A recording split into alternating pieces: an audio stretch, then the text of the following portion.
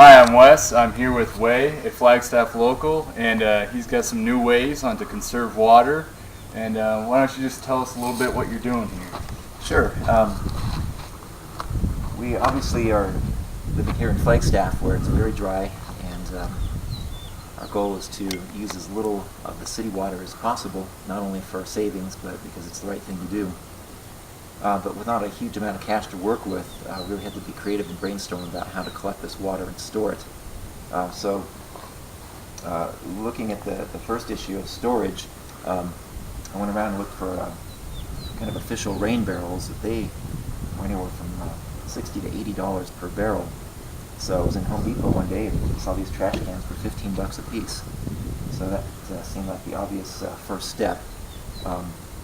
And obviously they come with covers as well, so once they get full, you can just pop the top on and keep mosquitoes out and what have you, and keeps it from evaporating.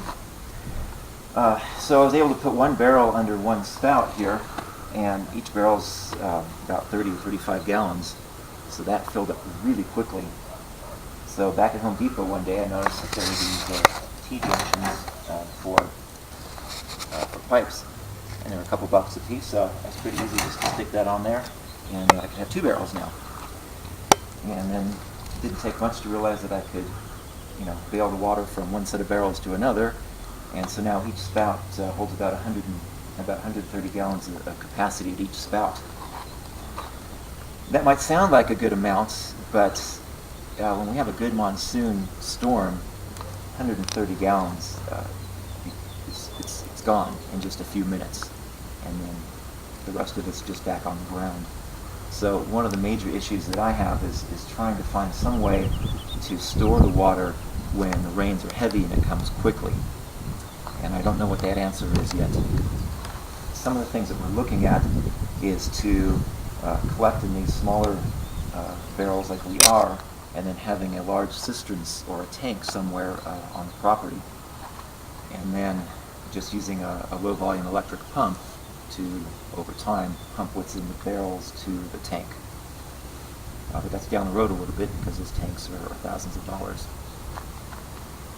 The other issue we have is once it's in the tank, or even once it's sitting here on the barrels as it is now, it's getting the water from the barrel or the tank to where you need it. And that's an issue of pressurization. There's no pressure here, obviously. Even if I stick a valve at the bottom of these trash cans, it doesn't provide enough pressure to run a sprinkler system or even hook a hose to it and be able to hold it and spray it around. So that leaves either putting on a soaker hose and moving that around the yard, or taking it out with buckets and carrying those buckets around full of water and watering the plants. So pressurization is an issue. Even with a large tank, that tank needs to be 10 or so feet off the ground to get enough pressure to run a sprinkler. And city code won't allow that. 6 feet is as high as you can go. So then the next answer to that might be hooking up an electric pump to that. But then now we're using fossil fuels and what have you to do the electricity. So it was suggested that perhaps we could run that pump on solar. But solar is way too expensive even for something as single use as a pump to pressurize the water. The other big issue we have is what you can use this water for. Coming off, the water is obviously coming off the roof, and these are new shingles, and the water comes out a nice lime green and very foamy. So you don't want to use it for anything that you're going to consume. I mean, you can't even wash dishes in it. Not sure what it would do to the plastic, corroded or something. We've got a greenhouse here, obviously. We grow a lot of our own food, but we can't use the water, obviously, to even water the greenhouse or our beds out here because we eat those vegetables, and I'm not sure what chemicals are coming off the roof. I've even been warned that storing the water in these plastic barrels makes it toxic as well. So really the only thing we can use the water for is the lawn. But again, getting the water from here to the front lawn under pressure is the huge issue. So right now we are taking it by buckets. Unfortunately, I have 2 kids that I can put into to work on this, and we just fill up the buckets and take it out to the front lawn and water the plants and certain areas of the lawn. So essentially the biggest problem right now to water your lawn is just cost versus, it's basically cost and to get that water pressurized, pumped, and transferred to your lawn. Correct. As the water bill or your water utilities in the city are fairly cheap, running like $50 a month, whereas cost to get a pump and tanks and disperse that water over your lawn could cost hundreds or thousands of dollars. Exactly. I mean, our water bill, just as you said, Wes, is about $50 a month, and a tank to store this is several thousand, and then obviously to run a pump to it and use electricity is just adding more and more cost to that.